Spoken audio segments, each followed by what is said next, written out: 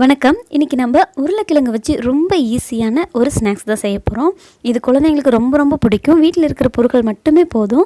எப்படி செய்யலான்னு பார்க்கலாம் வாங்க. 2 பெரிய சைஸ் உருளைக்கிழங்கு எடுத்து வேக வச்சுட்டு தோல் உரித்து வச்சுருக்கேன். இதை நீங்கள் நல்லா மசிச்சு எடுத்துக்கணும். அப்போ தான் இந்த ஸ்நாக்ஸ் வந்து பார்த்திங்கன்னா நம்மளுக்கு சூப்பராக வரும்.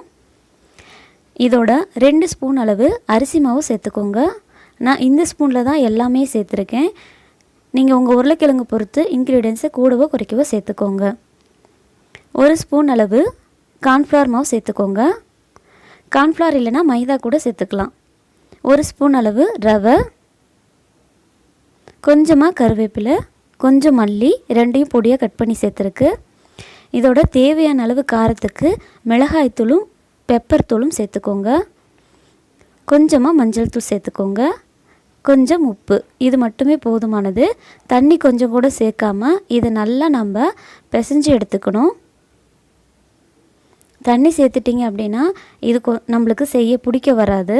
அதனால் தண்ணியே சேர்த்தாதீங்க. உருளைக்கிழங்குல இருக்கக்கூடிய ஈரப்பதமே போதுமானதாக இருக்கும். பாருங்கள், இந்த மாதிரி இருக்கணும். இப்போ நம்ம கொழுக்கட்டைக்கு பிடிப்போம் இல்லையா, அந்த மாதிரி பிடிச்சி இதை சிலிண்டர் மாதிரி பண்ணிக்கலாம். இதோட நேமே பார்த்திங்கன்னா உருளைக்கிழங்கு ஃபிங்கர்ஸ் அப்படின்னு சொல்லுவாங்க. ஏன்னா இது நீட்டமாக இருக்கிறதுனால. ஸோ எந்த ஷேப்பில் வேணுமோ நீங்கள் அந்த ஷேப்பில் பிடிச்சிக்கலாம். இப்போ நான் பார்த்திங்கன்னா விரல் மாதிரி நீட்டமாக பிடிச்சிருக்கேன். இதே மாதிரி நம்ம எல்லாத்தையும் செஞ்சு வச்சுக்கலாம்.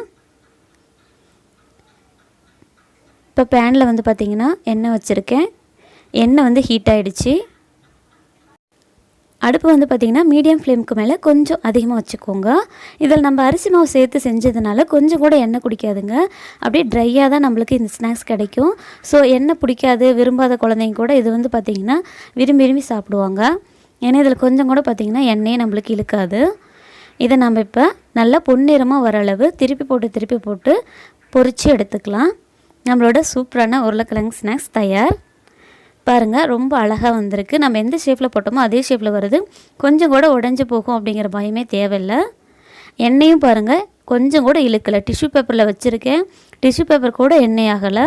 ஸோ அரிசி மாவு போட்டதுனால தான் நம்மளுக்கு அந்த மாதிரி வருது. உள்ளார பாருங்கள், நல்லா சாஃப்டாக வெந்து வெளியில் மொறுமொறுப்பாக சூப்பரான சுவையான உருளைக்கிழங்கு ஃபிங்கர்ஸ் தயாராகிடுச்சு.